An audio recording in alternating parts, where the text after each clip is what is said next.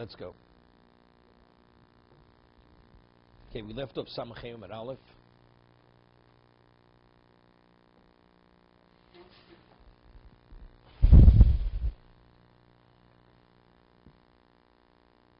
We're just beyond the Mishnah.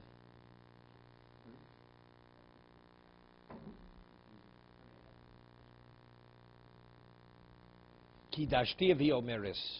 Kidaштих v'omeres. This is where we left off. He says to women, I married you. And she says, no, it wasn't me, it was my daughter. So the Mishnah says that he's forbidden to her, because according to what he said, he says, I married you.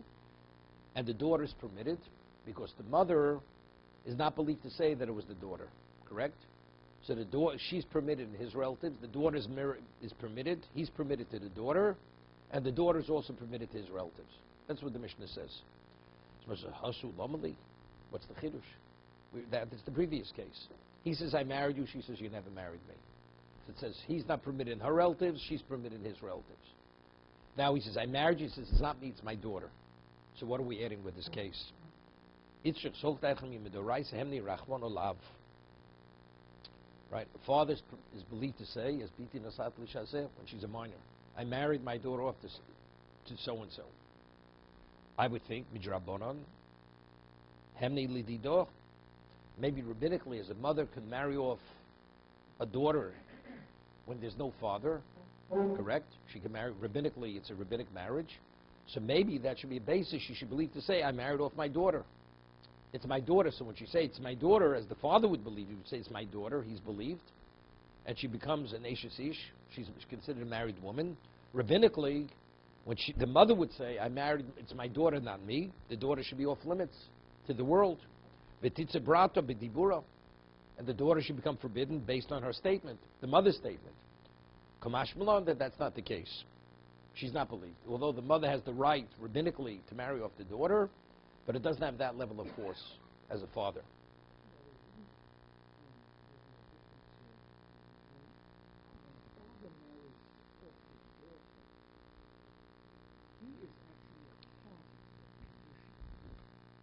Okay. And when the mother marries off a daughter? It's different than, so that I would imagine the expression that you and I entered into an agreement about I gave you my daughter and you took my daughter, something like that. No, but he gives the money to the father, and his receiving the money is the equivalent of marrying the daughter. How does a mother marry off a daughter? The prospective husband gives money to the mother and says, with this money I am marrying your minor daughter, and the consent is the mother's consent. Identical. Identical, except one's rabbinical, one's d'oraisa. So I says, so therefore I would say just as the father is believed, because he has that ability, that power. I'm trying to make a distinction between two parties to the transaction which is done. When the man says, I betroth you, and she says, no, you betrothed my daughter, that's a discussion here. Okay. How do we know the mother is involved in the transaction? No, she says you betrothed my daughter. That means I accepted the marriage on behalf of my daughter. That's adding a lot to the text. What else could it be? If it's an adult, it's understood. It's a question. No. Let's say the daughter would be an adult. If the daughter would be an adult, it's no difference. He says, I married you. He says, no, you married my next-door neighbor. Is there even a consideration next-door neighbor should be off limits? Because of the statement of the neighbor? Of course not. Here we're speaking of the daughter is a minor now. Of course she's a minor. Right? And because she's rabbinically, she's in her jurisdiction, that if she chooses to marry to someone, the marriage is a marriage. Rabbinically, it's a rabbinic marriage. So in these cases, it's completely different, because in the first case, when the man says, I married you, we're not contemplating minors or anything like that. No, she's disagreeing with the facts. He never married me. It was my daughter. It was my daughter who you married, not me. So we're forced to come here and say, Correct. this is a minor case. Correct. Even though afterwards we even referred to the daughter as Ketana. Right? We referred to her as Ketana. Because it's only in the context of being a minor does she have the ability to marry her off. If she'd be an adult, she couldn't. What I was getting at is, the man says to a woman, I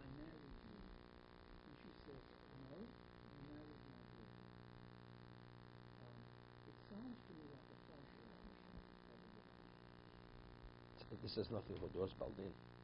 We're dealing with Shav Nafshe Chatik Yisura. But not me, my daughter. But you're not believed regarding your daughter. What is even the consideration she should believe regarding your daughter? That's the obvious question. If you would say your neighbor, would be a consideration that you would be believed? Not a consideration, right? Even though it's a partially, it's true, you know. I was at the wedding ceremony, but I wasn't the bride. That's especially what she's saying. It was my daughter, so why should you believe? Torah doesn't believe you regarding your daughter, so as you don't, it's no different than saying that you married someone else. That's what the Gemara is saying. Because only rabbinically you had authority. She was on. I understand that. We're talking about she's a minor. It doesn't make a difference. She's still a minor. Even if she still has the authority over her. Factually, it doesn't mean anything. She's not believed. So in this particular case, this woman's daughter, she will also be restricted. That's what you would have thought. That's what you would have thought. That's the Chiddush of the Mishnah. Even though she can, there is no restriction. By making that comment, if actually there's no proof she married off her daughter is single, has the status of a single woman.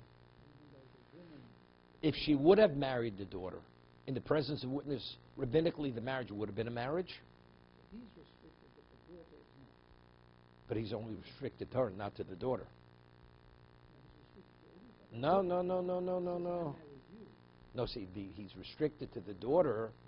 Yeah, but what about the relatives which may be related to the daughter, which are not related to the wife? Well, that's different. No, but that's what the Mishnah says. Well, that the Mishnah says. But if the mother would be believed, then the daughter is restricted, and it's considered he's the husband of the daughter. According, the daughter is bound by the statement of the mother. The daughter is not bound to any degree. The daughter has no restriction. The only restriction is to him. Because, as I said, that would be Lifnei V'Lusito Michshol. Because he's not permitted. He's not permitted. Because that would be Bas Ishto. That's the daughter of his wife. They didn't go that far. I mean, firstly, you see that a rabbinic marriage, what's the problem? A man's married to a woman, and the woman has a child from a previous marriage. Is he permitted to his wife's? So that's exactly what she is. According to what he says, you're my wife. So what is the daughter to him? Based on his statement, this is the daughter of my wife. So that's based on him. So he's off limits to the daughter. That's Bas Ishto.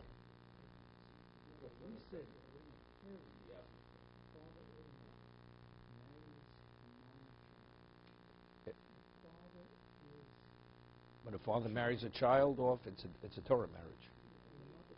No. There's no such thing as a mother marrying off a child on a Torah level. No such thing. Doesn't exist. No, rabbinically. Only rabbinically, because there's a question of molestation. She shouldn't be molested.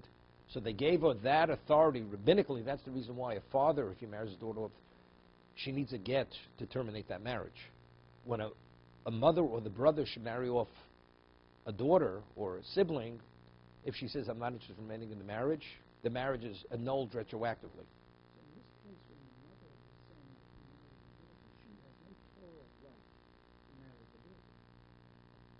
Correct. That's what the Gemara says. But you would have thought maybe rabbinically there should be a restriction based on her statement, as the father would have been believed. The answer is rabbinically they gave her the right to marry her, but there's no belief whatsoever. So there's no restriction. But because you see it. If the father marries off a daughter, as I said, she needs a get. A mother marries off a daughter, she needs no get. She could just walk out of the relationship. It's almost like protective custody. That's all it is. That the man who takes her is just to protect her until she's a nara. Once she's a nara, then rabbinically, it's still a rabbinic marriage. If he cohabits with her after 12, then it becomes a Torah marriage. But if he did not, and she becomes an adult, she needs a get because she appears to be an adult.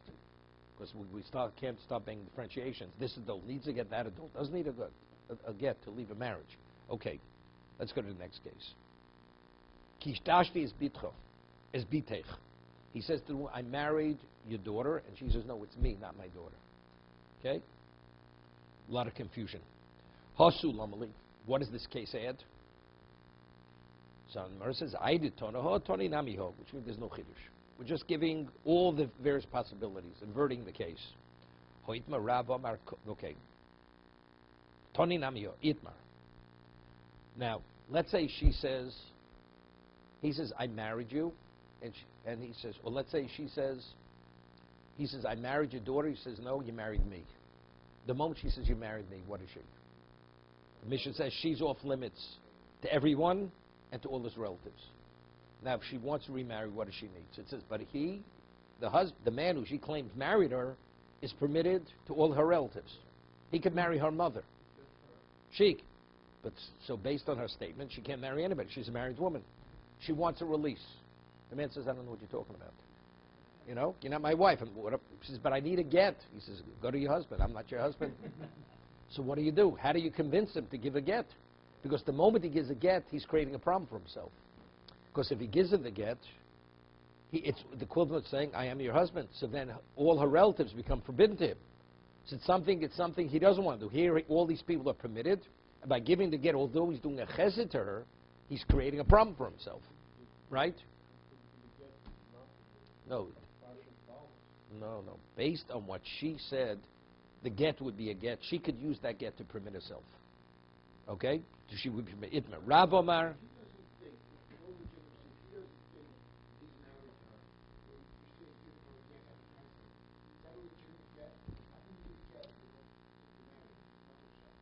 He says, so that's the discussion. When he says, I'm giving a get, he's actually retracting what he said before. So he's creating his own Shabbat Nafshach Yidusura, because we'll see in a moment. Let's say he gives the get. Does he have an obligation to pay a ksuba? Yeah. You want to say he has to pay obligation to pay a ksuba? Because she says, look, if you gave me a get, that means you're my husband. It's going to cost you. No. She was a full married woman. Ksuba is made in eres, made in anasuin. She could waive it. She could. He says, I'll only give you a get on the condition that you waive the ksuba. Otherwise, I'm not giving you the get. No. Right.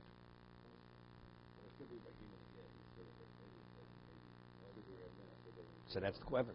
We'll see. There's a Rashba that says, let's say he makes a statement. He says, truthfully, you were never my wife.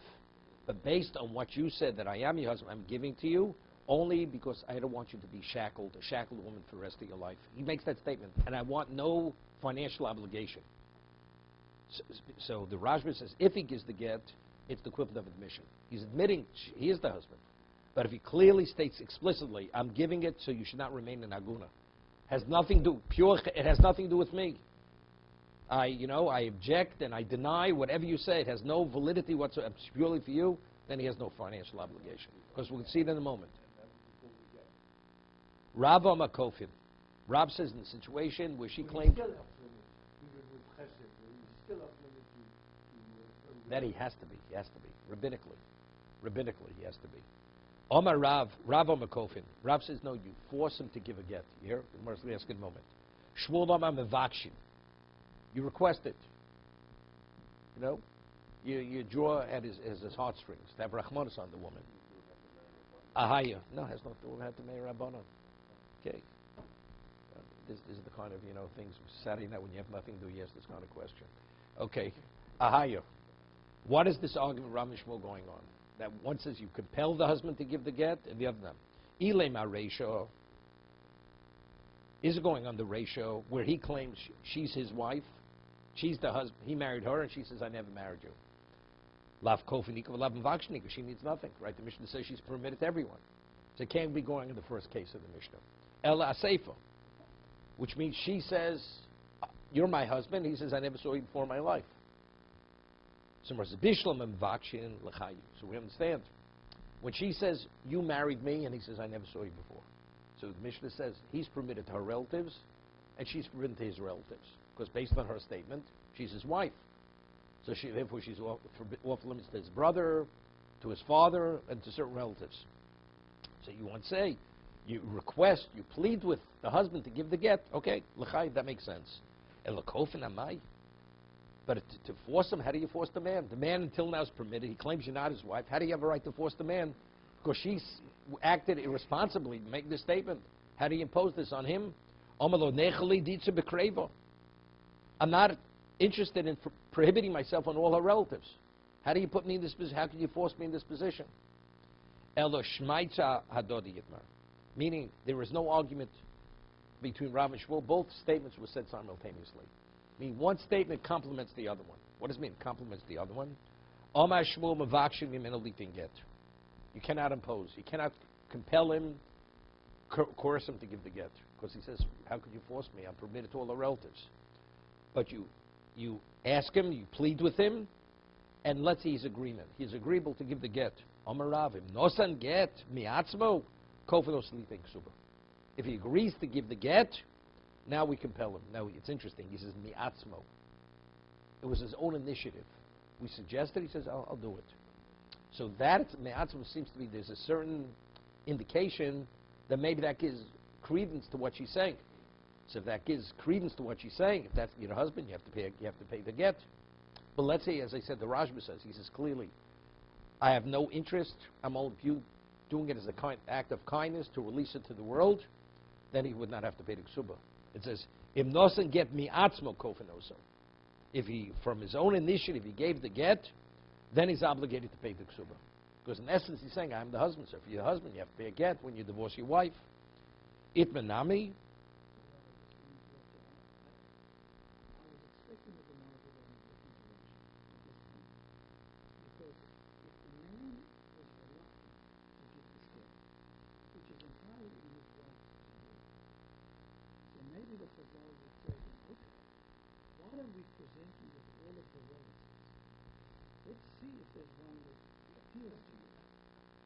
If there is one that appeals to you, you get married to her. But if you do that, you're going to compel you to give the gift to the other one. No, just the opposite.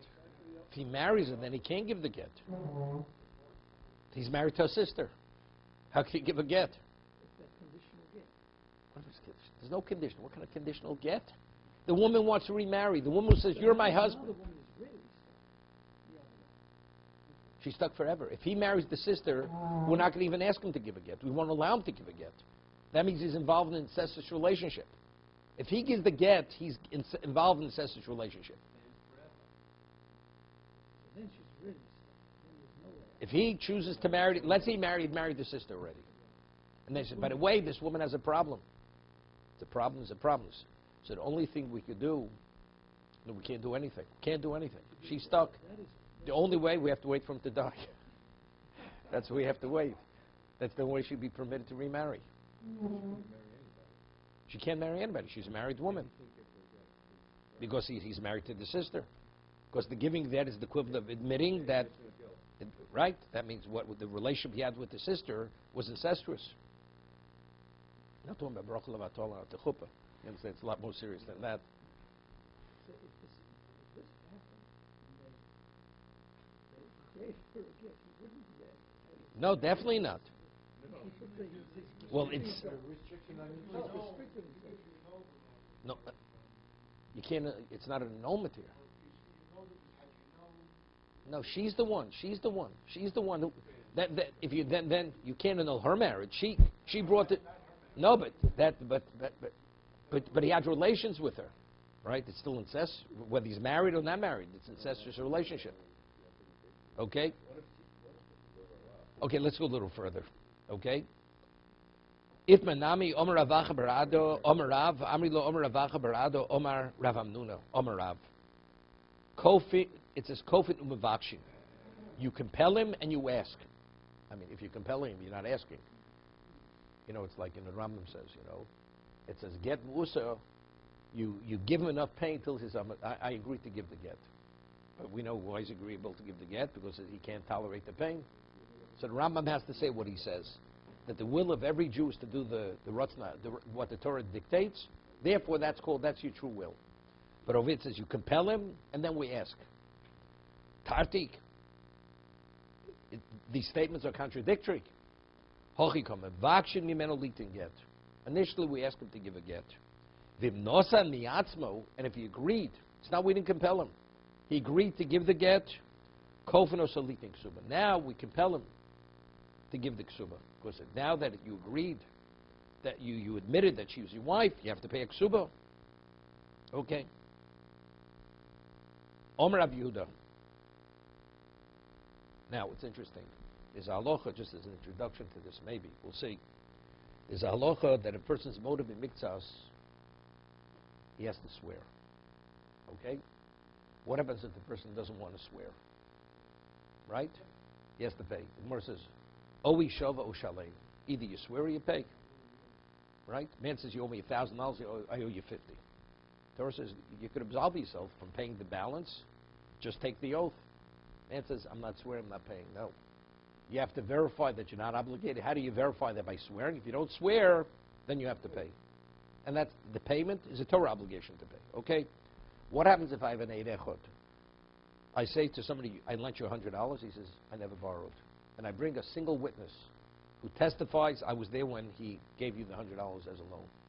And he denies it. So the Torah says he has to take an oath. He has to take an oath.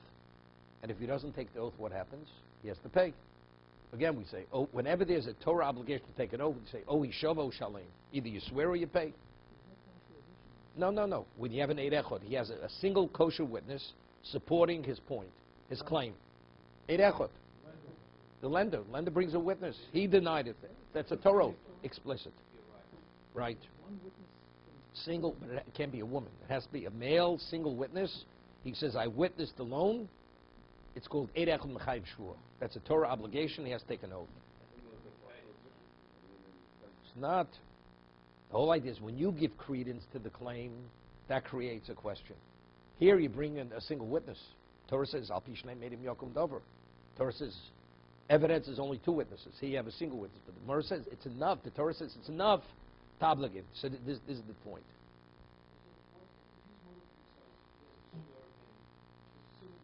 He denies it. He's denying. He says, I owe you nothing. He denies it. But the man, the claimant comes with a witness, says, look, he witnessed me that I lent you $100. But it's, again, correct. Exactly.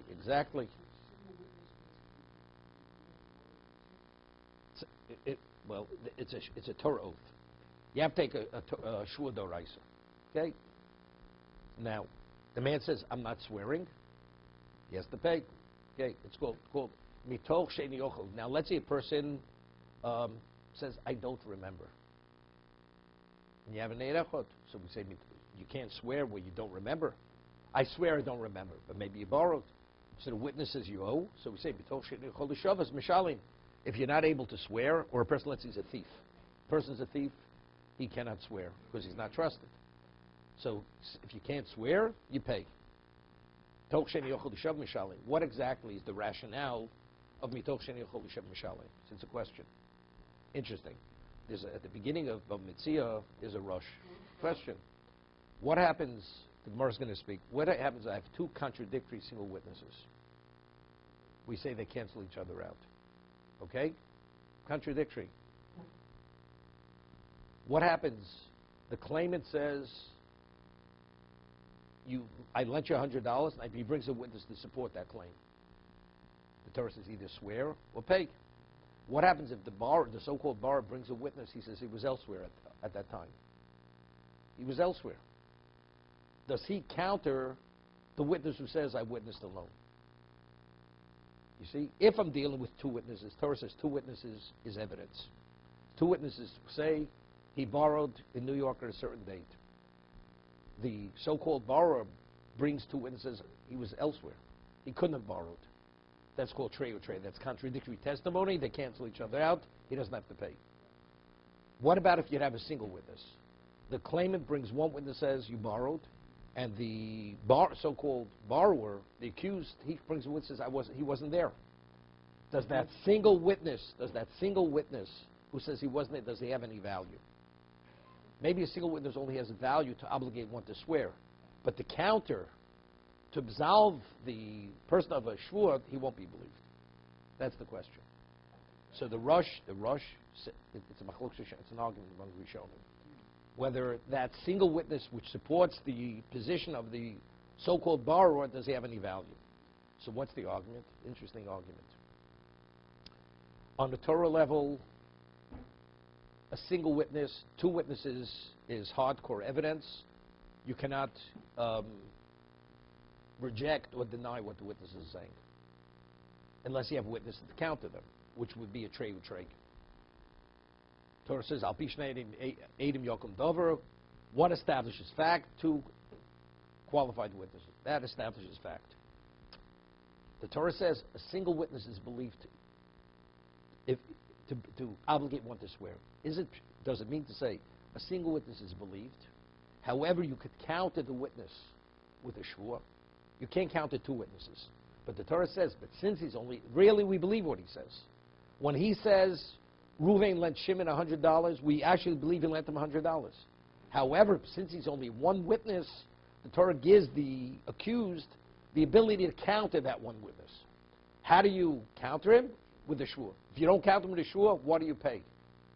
It's not because Torah says either swear or pay. Because factually, at the end of it, you actually believe the witness that what? That he lent, that he borrowed. So if you believe the witness he borrowed, it's based on the testimony of the single witness that you're paying. Wait a second, wait. Okay? So when we say mitoch she'er chol shav mishalem, why are you paying? That's one way to. The other way to understand is this way. We spoke, why does a motive mimics us? Why does he have to swear? Because the partial evidence gives credence to the claim, so it creates a question in our minds. It's like what we call raglaim davar. There's a certain degree of circumstantial evidence that maybe there's validity to the claim of the claimant. So to dispel that question, you swear. A single witness is not believed. But a single witness has sufficient value, it creates a question. But he's not believed. The Torah says, we have a question, do you owe money or not? Unless you resolve that question with a shvua, you have to pay. Because of the raglaim ludav, because there's sufficient reason to say that you do, and if you want to absolve yourself, just swear. If not, you pay. But it's not, the Eid Echad is actually obligating you to pay. So the Eid Echad has no value. Has no value. Only to create a suffix. Nothing more than create a suffix. Okay? So, wait, so now, you hear the two questions. The Eid Echad believes, except the accused has the ability to counter him with a shvua, or he's not believed whatsoever. All he could do, he has the ability to create a question, and the only way you can resolve or dismiss the question is by swearing. Wait a second, wait. Okay? So now the question is this. If you say an Eid Echad has credibility to be believed, that's what Torah says. So as an Eid Echad could be mechayiv, could obligate you to swear, an Eid Echad could cancel the other Eid Echad, because an Eid Echad is believed. But if you say all the Eid Echad it creates a question, so how do you? So the question is still a question. So resolve it. How do you resolve the question? By swearing. You don't swear, you pay. That's the basis for the machlokus. So, but according to one side, an Eid Echad is believed. So now we have a question like this. An Eid Echad says, I witnessed the marriage. And the husband and wife says, it's true. We're married in the presence. So the question is, why do you need witnesses by marriage? Is to verify that a marriage took place? So if it's verification, so let's say a husband and wife says, we were married, and they both admit they were married. Are they married on a Torah level to the point that if she commits adultery, she should be put to death? Well, that's still shav nafshach haticha d'yisura. It's only based on her admission she's married. So she has to conduct herself like a married woman. And he is off limits to her relatives because he says it's my wife. But in reality, they're not married. But just as we say, that regarding if a person makes an admission that he owes money, he has to pay. He has to pay. So if they both admit that they're married to one another, we should give them the status of what? Of married people. Okay? That's the question. Or do we say no? Witnesses by marriage is more than verification. It's establishing the marriage. And the Gemara is going to say this on the second side of the page. No. There's livrure and there's likume. If it's verification, maybe you consider a marriage even if there were no witnesses. So let's say you'll have a video camera videoing a man giving a ring to a woman saying, Harei Mukadeshes Li Bet Azu. No witnesses. If it's the verified fact, he married her. So the marriage will be a marriage. But if you say you have to have witnesses present at the time when that ring is put on the finger, at the time of the act of kiddushin, they're not married. Because the witnesses create the marriage. It has to be in the presence of witnesses for the marriage to take place. That's the discussion right now. Is it to verify, what we need was only for verification, or we need witnesses to be an integral part of the effect of the marriage itself? No, not to say. If I take a stone and throw it through your window, am I a damager? Whether the witnesses or not. I have to compensate you. Restitution. Right? And if there's a video camera, they could convict me 100%. Because even if there wouldn't be, I know that I'm a damager. I have to pay. There's restitution. Right? So what do witnesses do there? The witness only establish fact that you're a damager. The damager is the act itself. What is marriage? Marriage is putting the ring on the woman's finger and she consents when he says Harei Mekadeshesli. That's what marriage is. Now the question is, how do we know she's married? She has a cheskes penuya. She has a presumed status. She's not married. But if they both admit they are married, and especially if an eid echad supporting that, maybe that's enough. Although you didn't have actually two witnesses at the time. You don't need more than that. Because it's purely to verify the fact that he put a ring on her finger with the intent to marry her. Or is it more than that? Torah says no. To be a marriage, you have to have witnesses witnessing the act. Otherwise, it's not an act of marriage.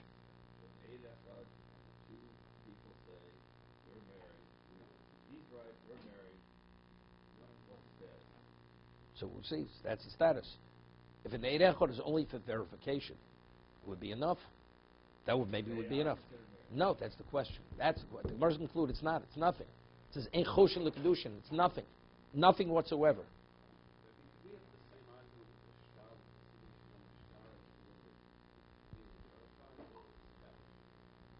We're going to discuss it. Yes.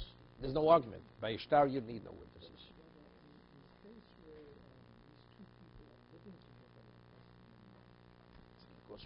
Because the world, because the society who is aware that they're living and cohabiting, so what is the act of kiddushin? It's the bia. So when did the bia take place? Like we discussed the case, a mother marries off a daughter as a minor. It's a rabbinic marriage. Until she's 12 years old, she can walk out on the marriage, right? Because it's not a real marriage. Once she's 12, and he cohabits with her, from that moment going forward, it becomes a Torah marriage. Where were the witnesses? Because people are aware they continue to remain together as husband and wife. So people are aware that they're living husband and wife, meaning there's an act of cohabitation. People being aware that an act of cohabitation is taking place, that itself is the marriage. That's chazakah, isn't it? Not chazakah. That's witnesses. Society, witnesses. There's never. What would, we have the Mishnah. It says a woman can be married one of three ways. Cohabitation. What, they're in the room when they're actually cohabiting? They're not there. What he says, I'm going to sequester myself with my wife to take her marriage, and I will conclude with an act of cohabitation. That's what they say. And the witnesses stand outside. That's the concept of yichud. And they stand outside, and so they know exactly if that was the intent. That's what's happening behind closed doors. So two people living together as man and wife, what is the intent? He intends to have her as a wife, and society is aware of what's happening. They're living as man and wife. That itself is an act of marriage. So therefore, this is the whole discussion. Even if a person, it turns out, has the witnesses are apostle, they're not valid.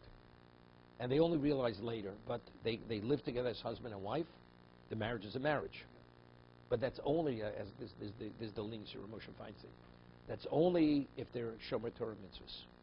If the couple are observant Jews, there's a principle, Ein Odom Lo Sabilos Abilos Nus. A person doesn't do, his act of cohabitation is not an act of licentiousness. So therefore, when he does it for the sake of mitzvah. Since he does it for the sake of mitzvah, so therefore, whatever is needed, that's considered the act of marriage. But a person just cohabits just for the sake of cohabitation, which it's not mitzvah related, then the marriage of Moshe holds is not a marriage. If that's not the person's intent, even provable. Even person wants to have a family. No. Unless, or Moshe says it has to be husband and wife. You could procreate with anyone. Doesn't have to be, today you have surrogate women, right? They'll carry somebody else's child, and then whatever for a fee. It's not for the sake of marriage. Okay, we have just a minute. Rabbi, can I ask you a quick question? Going back to the borrower and the lender, if the borrower is known to be a liar or a thief, The borrower or the lender? the borrower Is it known to be a liar or the thief? Okay. and then he's asked to swear, do we accept his swear? No. If we know he's a thief, no. And how do we know that he's a thief? But prior, He was convicted as a thief. uh, He was convicted. Yeah, but so there's an issue just then with this disitosis. If that's the case, you could victimize every person who's a thief. You could victimize him as a thief. Why? Person was a thief. Let's say you lend him $1, and you say to him, by the way, I lent you $1,000. You lent me $1. So he said, so we say, if you can't swear, you pay. So every case, you could actually victimize a person who's not qualified to swear. So the Gemara says it's called hipur shvua. When that happens, you impose the shvua on the one who's making the claim. When he swears and he takes. Otherwise, the Gemara says l'shafkas chai l'chol beri. Otherwise, people can't survive. Rabbinical. It's a rabbinical oath.